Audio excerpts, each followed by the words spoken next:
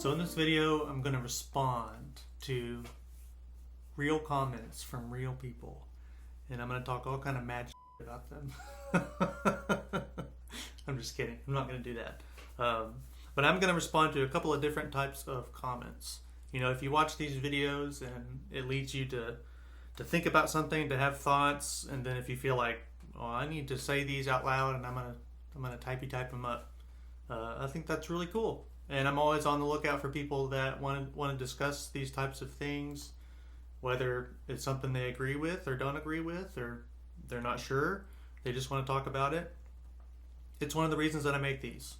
So I'm going to pick a few, just two, and then I am going to clarify something that I've kind of gotten a lot of different comments about in the same type of area, right? So this is going to have to do with videos I've made before. So I always have a link to a playlist that has all of these videos that I call quick tips, even though almost none of them are very quick. That was the original idea that I did not stick to at all. So that's where you will find these videos. If you don't know what we talked about there, then I guess you won't know what the comment is about, right? So if you want to have that for reference, I'll put it there. I am going to read the comment, put it on screen, just because I think it's interesting, and then I'll respond to it. My only interest here is just, like I've mentioned before, having a springboard for my own thinking. So that's why I'm doing this, because I think it's fun, right? It's like discourse. Okay, so the first comment comes on the video that I made talking about the late great Paco de Lucia. It's called No Estoy Contento, and it talked about how, you know, if you listen to Paco de Lucia talk in interviews, he says he's not happy with his music. Very temporarily at best, and then the very next day he says he doesn't like it anymore. So I talked about how, you know, if you want that happiness or you want that peace, then your job is to find it, you know, and you will not find it by saying, well, I'm going to be good enough, because you won't be better than him, and he didn't feel that way. So that tells me, that's one out of many examples that I've seen in my experience that tells me those things are not connected the way that we think that they are. It's like an illusion. If you want to be happy, if you want to have peace, you can have it. It doesn't require any level of guitar playing or music making or professional achievement, right? So got a very cool comment and thought about it a lot. Let me find it first. Is someone named DW8211. So this is kind of long, but it's worth reading. They say, lengthy, boring comment, which I love. It's my favorite kind. I agree, being grateful is really important. I would say alongside being honest. Being critical about our work does not feel as harsh if we are not deluding ourselves in the first place. I think this is one role of a good teacher / mentor, to keep us honest and grounded in reality. It's easy to be it's easy to be harsh to ourselves, but being honest and fair is enough to determine the next steps. Yes, society tells us we can achieve anything if we put in enough work, but the truth is we all have strengths / weaknesses, and it takes a long time to figure out what they are and to start working with them, rather than against them. This is not settling for mediocrity, but finding our optimal state. I really love that sentence. Being honest with our abilities and about what's driving us is super important. Yeah. On Paco de Lucia's Turmoil, I think society can also vilify perfectionists as unhappy and unproductive people. And he's saying, I didn't say that. Like you didn't say that, in parentheses. And I don't think that's always true. Clearly, Paco was a perfectionist. In that video, you can hear him speak about his nails and how they have to be just right in order to play. But he was definitely productive, and it's also possible he was happy in other aspects of his life, family, etc., but kept that relentless perfectionism burning in his music. I know he was taken too early by a heart attack at 66, but the fact that he had such a long career in music alongside a family is proof to me that he had his head screwed on when it comes to life and the long game. So, yeah, thank you, DW. That's just really cool stuff. And got me thinking, right? Which I appreciate. So, I want to comment on a couple things. The first thing that DW talks about that I think is really interesting is being honest with ourselves and grounded in reality. And I didn't talk about this or mention it at all. I don't think so, right? And I read that and I thought, yeah, they're right. It's important to be honest with yourself. Sometimes it's difficult, but if you're not being honest, what are you working with? What can you look at? And I thought about it and I just thought, I think for me, that is not really something that I see in people. Okay? And I'm not saying it's an easy thing or something that, everyone will eventually do. I think I accept that as something that is not going to be on the table. Here's what I believe about honesty, and I won't go too far down this rabbit hole, but I could. I think honesty is one of those words that, to me, as I live through the experience of my life, it changes its meaning. I always thought honesty meant the truth, right? Honesty is like, I have an iPhone in my hand. Honesty is like, I'm wearing a green shirt. Honesty is like, I have 2 ponytails. That's honesty, right? But functionally, we'll say in society, because DW gets to talking about society later on, which is relevant. In the function of society, honesty is the justification one uses to validate their actions. I have a really, really good friend who has talked to and worked with a lot of people throughout his life, and he says, you can't convince bad people that they're bad. And you can't convince good people that they're good. So we're screwed either way, I guess. No. But that's what I see about honesty. When you have an issue with someone, they have not done anything wrong. No one acts irrationally. Everybody has justifications. So honesty is not so much like, well, this is what we are all working with. My main experience with honesty is, this is, the way that I believe that things are. If you're working with somebody that has the same approach in terms of valuing transparency, I think you will consider each other honest. If you don't have that value, then you won't consider each other honest, right? So I think the comment about honesty is very true. But I thought about that, and I thought, I think that's something that I just leave alone. I don't know if it's going to be there. I'm not sure how much it's there. And I can't convince anybody of anything anyway. But I think they're absolutely right when they talk about how important it is for your own work. Abso-freaking-lutely.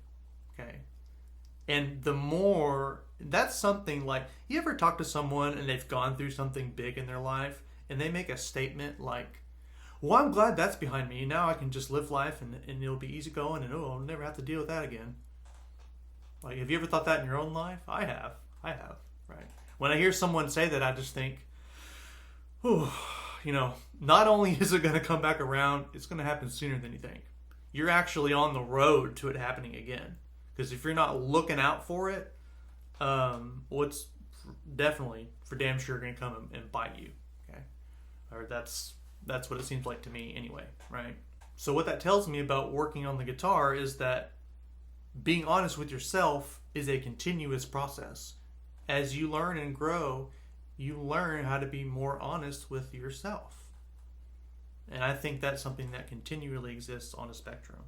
So they pointed that out. I think that's awesome. I love, my favorite thing that DW said, talking about basically us working against society, which for some people at least To be fulfilled, that's what we got to do. And I'm no doubt one of those, 100%. And society telling us we can achieve whatever we want if we put in the work is a scam. It's just a scam. It's not that there are benefits to be had from doing something like that. It's that ideal presented to you in a very grand way is nothing but a scam. Okay? And they didn't use the word scam, but they're saying something similar. But I love what they say about examining your strengths and weaknesses and working with them. And that is not settling for mediocrity, but finding our optimal state. That is like profound right there. Yeah. And I always wonder, I just went to see a chiropractor last week. And this guy's telling me, you know what, come New Year, I'm not going to be able to see you anymore because I'm not seeing patients because my business is expanding and I'm going to have to take on a different role and we're growing and all this stuff. And those are good things, right? More business, more notoriety, more money. You're going to look better when you go to parties and someone say, oh, what do you do for a living? Well, I have a practice and we have 8 locations and I have 100 employees that work for me. Oh, good for you. I'm going to invite you to my next party for sure, or whatever that's worth. I don't know. But I could tell by the sound of his voice he didn't want to do it. And I didn't ask him because I knew the answer. You'd rather be on the ground level working with people and you believe that you can do your job better than the next person that you're going to have to hire to take your place. But hey, if that's what you're going to say is more important, that's what you're going to do. So I say that, I think this is a good example. Let's pretend this individual, who I think does great work, says, you know what, I'm not going to take this opportunity to expand because I would rather stay working with people. Or if we need to grow, you need to find someone else to do that job. You might look at him and say, well, he's settling for mediocrity. Or you could look at him and say, he's finding the optimal way that he wants to do things. Because I'm just thinking, what about everyone that comes to your location here? Like me. I come here. Now, you're not here. I'm going to see somebody that's not as good. Maybe they're decent and good, but they're not as qualified. So that affects me directly. Now, everyone that comes here is not going to get as good a treatment. What about that? There's some mediocrity in that, if you want to look at it that way, right? So I love that. And I'm all for people doing what they feel like they need to do. But I love that because he talks about it's not settling for mediocrity if you find things that are optimal, that are the way that you want to be. And if you don't do that, how does a company like Disney have money problems? That is what you're looking at. You succeed, you make more money, all this stuff. To what end? To no end. Because you are never finding your optimal state in any of that. It's just next thing, next thing, next thing. And if you are in so much debt that a giant company like that is having financial troubles, you're a moron. There's no other way to put it. And you've succumbed to the fact that you're never going to find that optimal state, in my uneducated, uninformed opinion. Right? So I love that line. This is not settling for mediocrity, but finding our optimal state. And I think when we do our own work, we can get so much out of it thinking that way. How can I be the best? How can I be the most functional? How can I get the most out of it? Right? Anything that happens on the other side, audience or listeners, whatever, that's like playing the lottery. You don't know. And you don't need it either. I won't go down that rabbit hole. So very cool stuff. One more thing I want to comment on. In the last paragraph, DW talks about perfectionist. And I mentioned this because I don't think I used this term. I really wasn't thinking this way. So I think this is really interesting. And he talks about, Paco de Lucia was a perfectionist, and that society can present them a certain way, um, as being unhappy or unproductive because they're, I guess, supposedly, too busy being perfectionists, relentless perfectionists, right? And no doubt Paco de Lucia talks about that. And he is no doubt a perfectionist. The last line is interesting. DW says, but the fact that he has such a long career in music alongside a family is proof to me that he had his head screwed on when it comes to life and the long game. I would say I don't think we know that. Could very well be, right? But, do you know any families that are not happy, well-functioning families? I do. Do you know any people who had children because that's what they wanted and were supposed to do, and it was going to work out a certain way, and now they're just very dysfunctional, and things didn't work out the way that they want? I know people like that, right? It's something that people do. I don't think it's a product of what I might say, finding your peace in life. It very well could be. And it could have been that way for him. What I wonder is, he gives that interview. Okay, he's a guitarist, right? So that's what he does. He gives that interview where he says, no, I'm not happy. And then he walks away and, let's say, goes home to his family. Does he become a different person at that point? Or is he still the same person who's not content? If he cooks dinner for his family, this is just conjecture. Let's pretend he cooks dinner for his family or somebody like him, and everyone is sitting there eating the dinner that he cooked and is saying, oh, this tastes so great. Is that type of perfectionist sitting there thinking, yeah, everyone's satisfied, we have food to eat, everybody likes it, job well done? Or are they thinking, it's just it's not quite as tender as I wanted it. I think maybe could have used a little more of this or a little more of that, I would guess it's more like that, the latter one. That you don't go from being this type of person and then being a different type of person. Okay? And I'll say this. I think the fact that he died at 66, we know for a fact that there were ways that he did not take care of himself very well at all when it comes to your physical health, right? Which is just a choice. Health to me is a personal choice. So it's not a criticism. But we know these things, right? Habits that he had that are not good for your body physically, okay? And I wonder about that, right? I wonder about your state, because I've had substance problems in my life, for sure. So I understand what it's like to feel like you have to need to have something like that. For me, it was not anything, good or well or productive. It was things that I was really battling.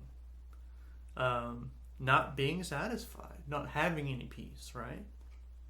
So the perfectionist term, I think, is interesting. And I didn't really consider that, but without a doubt, he is a perfectionist.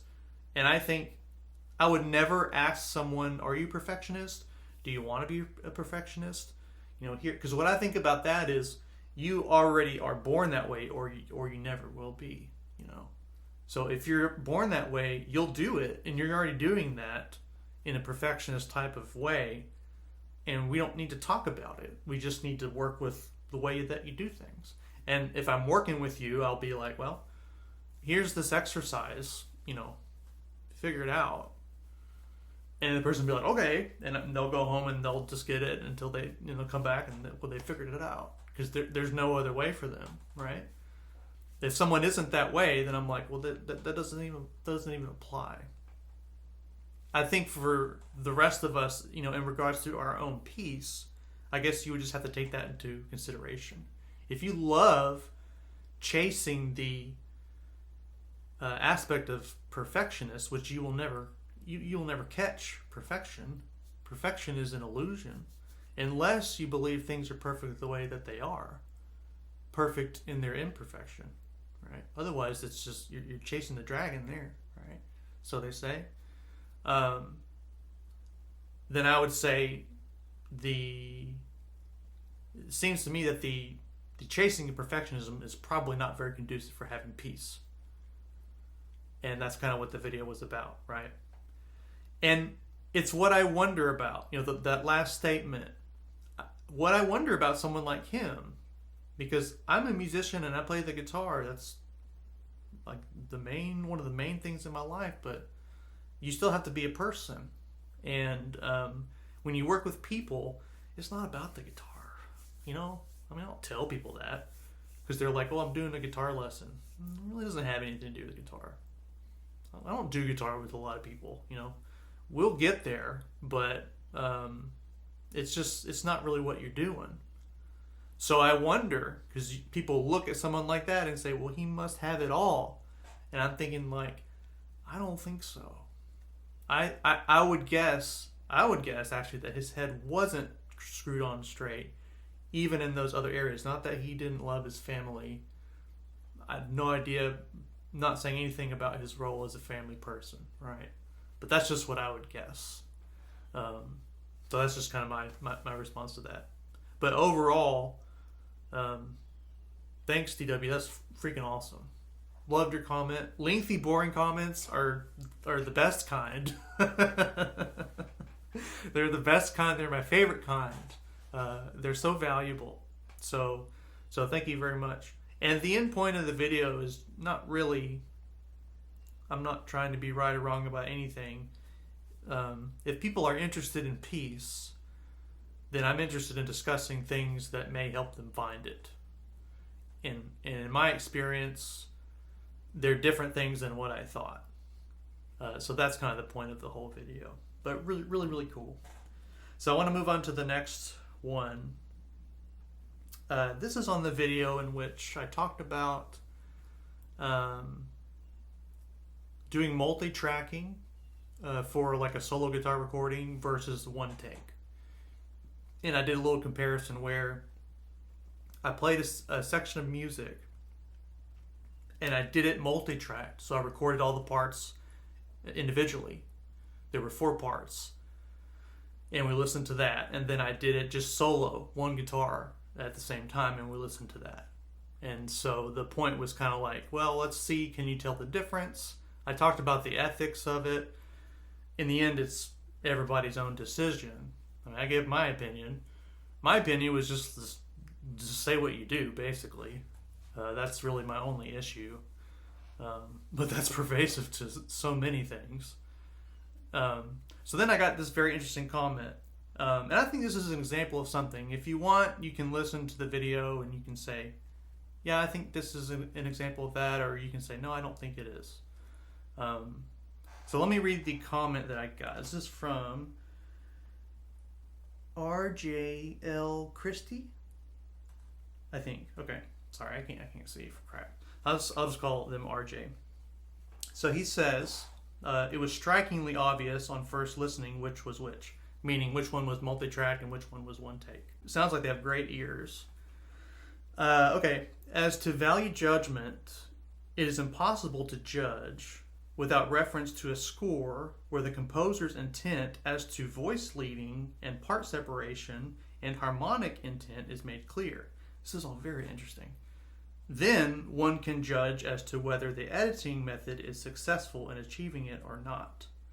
It's not so much about sustain, meaning sustain of the notes in the recording, as it is about the clarity of the voice leading intent and definition of harmonic movement.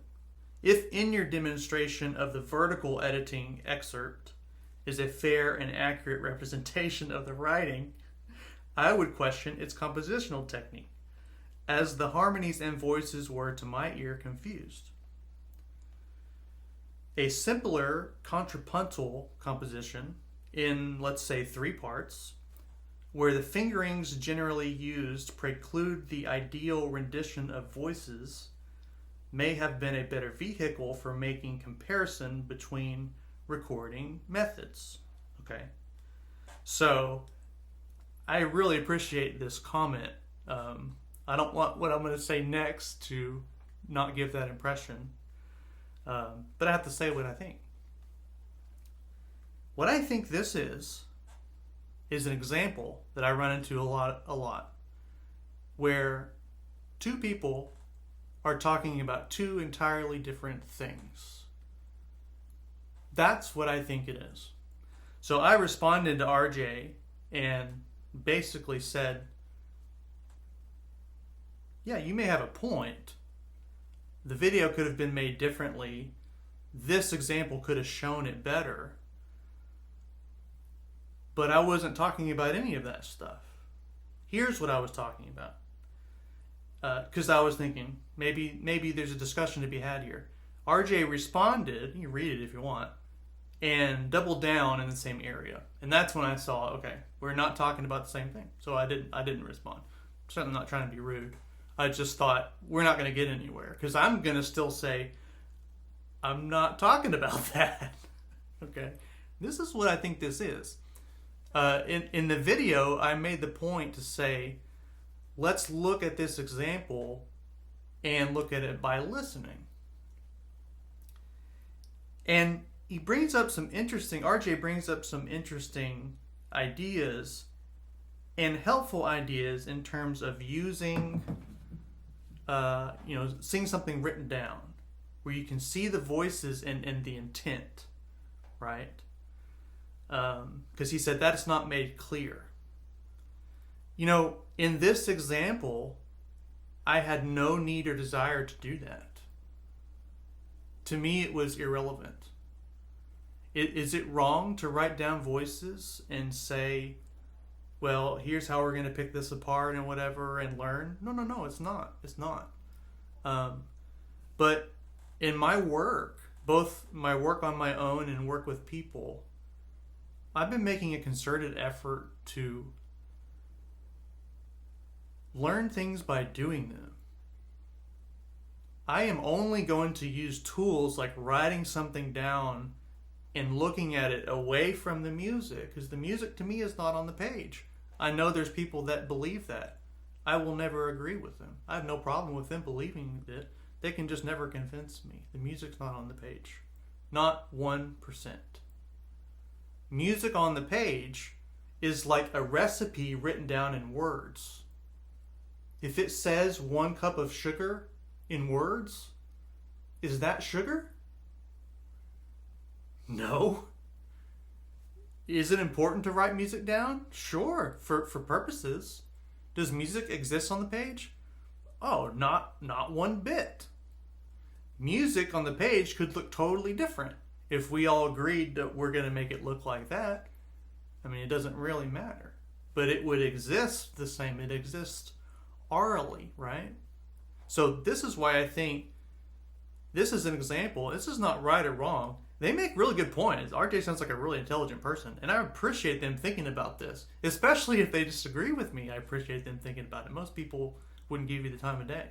But what I think this is two people talking about two different things. Him saying, your example should have gone this way, or it would have been more clear to see the intent. And I'm just saying, if you want to see the intent, the goal is to hear the intent. If you can't hear the intent and you want to use tools, use tools. Use tools. But I'm going to make the attempt to start with a living, breathing, functional example. We are right here, because that's what happens in life. And I've been thinking about this concept that we do as humans where we just really, really, really, really like to get ready for stuff. And I'm just starting to not buy it.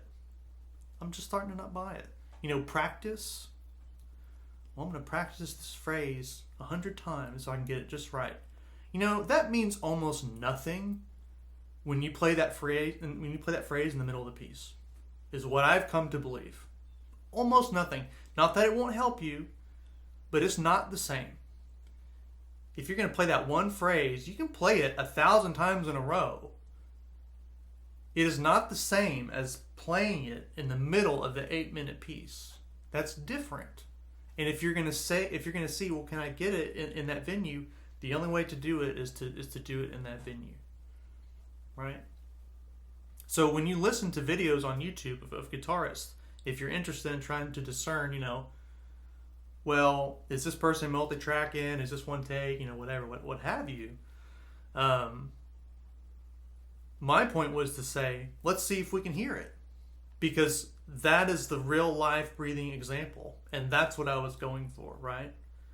And then if you want to study, if you want to use different tools, well, by all means. But those things have their roles. To me, those things have their roles mainly when you need something more. I use those in teaching. When I'm teaching, I try and show somebody something, or I try and get them to get in there with me mentally and say, can you grasp this? A lot of times people can. Sometimes people can't. All right, well, let's use some tools. Let's dissect. Let's write it down. Let's do anything and everything. Like at that point, I'm like, let's find something that makes a stronger connection to something that this person currently feels like they have no connection with. If we can do that, then we can probably build our way to them feeling like, yeah, this is a natural thing. I see how it functions. So that's what the video was about. And to me, the comment is about something different. And questioning the compositional aspect of the recording is not a part of the discussion. It just isn't. What kind of composition is it? Is the voice leading appropriate? Is it inappropriate? It's totally irrelevant, in my opinion. Interesting thoughts on it, but put it on the video in which I question the compositional technique of voice leading. But all in all, I'm grateful for RJ's comments, and they did definitely make me think. So thank you, RJ. And then the last thing I want to say is I made a video about, oh God, what am I trying to say?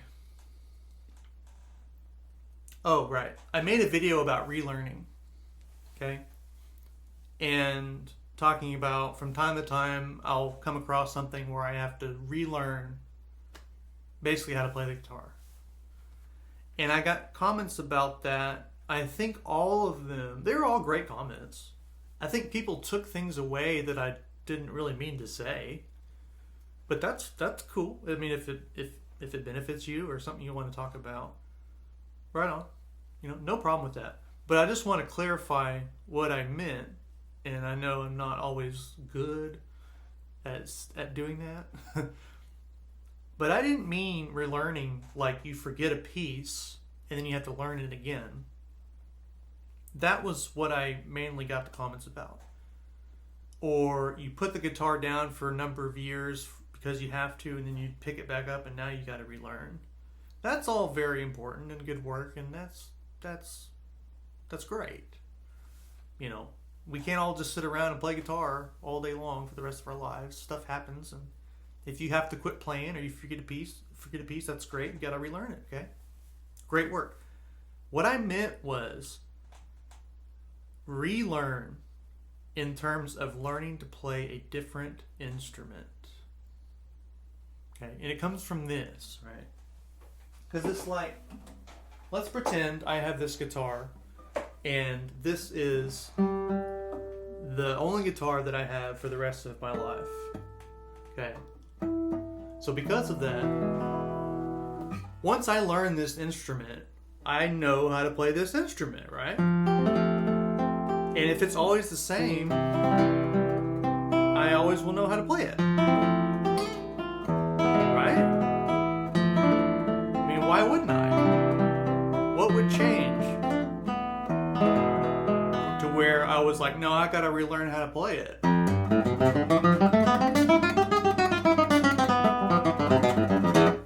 Here's what would change. One time I was talking to my teacher about guitars, like builds and types of wood and stuff like that, right? It's fun. We talk about that all the time. And he just goes, remember. He was like, this is all fun, but he said, remember, the most important guitar is the one that you play in your mind. I can't remember if I said this in the video or not. My memory's not so great about some things. That's what I'm talking about. So if I have this same instrument for the rest of my life, Will it change? That depends. It depends on the guitar in my mind. That's what I meant. If the guitar in your mind changes, then the answer is absolutely yes. And once that changes, you're going to have to relearn it. If the guitar in your mind doesn't change, then it's just only based on what I already know. But when you learn more about things and you want to go on the journey, right? When I work with people, I have one job. See if they're up for the journey, and if they are, put them on the journey. That's it. I can't do any more than that, and I shouldn't do any more than that. That's where my work ends. At that point, I can still be a friend or a resource or a sounding board. I can still be very beneficial to their journey. But I am not captain of their ship. And I don't actually ever pretend to be, because I never want to give that impression. You need to do this because I said. That is one of the dumbest things that I could ever say to somebody. Doesn't mean I don't suggest that people do things. It's just that when it comes down to it, I don't believe in should. I don't think should is a real thing. I don't think it actually exists.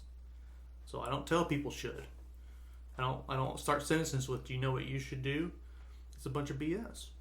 So if you're on the journey and you want to learn more about your instrument, it will change. That instrument you have to relearn. It will mean physical differences, right?